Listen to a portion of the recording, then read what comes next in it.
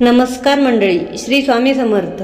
आज आपण श्री स्वामी समर्थांनी धारण केलेले अन्नपूर्णा मातेचे स्वरूप याबद्दल माहिती घेणार आहोत। दत्तात्रेयांचे अवतार मानले गेलेले अक्कलकोटचे स्वामी समर्थ महाराज यांची लीला अगाध असल्याचा प्रत्यय अनेकांना आलेला आहे।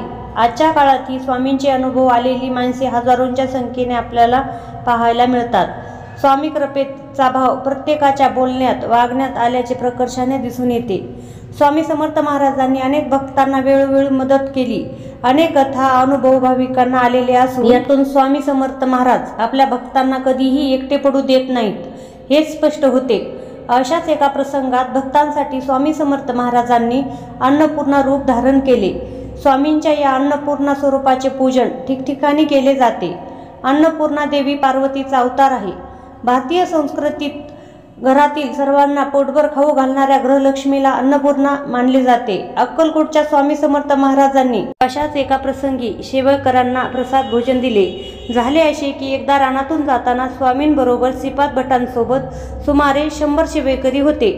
दिवसभर चालून त्या सर्वांना खूप भूक लागली होती।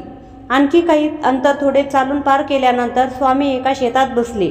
खुद स्वामी आलेत म्हटल्यावर तेथील शेतकऱ्यांनी स्वामीला फलाहार दिला, पाणी दिले। स्वामींनी फलाहार ग्रहण केला, मात्र इतरांच्या भोजनाचे काय हा प्रश्न सर्वांनाच पडला। तेवढ्यात स्वामी समर्थ महाराज म्हणाले की त्या आम्रवृक्षाखाली जा। श्रीपाद भटांसह आलेल्या सेवेकऱ्यांना वाटले की तेथे कोणीतरी जेवण देईल। श्रीपाद भटांना मात्र स्वामींवर पूर्ण श्रद्धा होती, विश्वास होता। श्रीपाद भट काही न बोलता त्यातील काही सेवेकऱ्यांना घेऊन आम्रवृक्षाखाली गेले।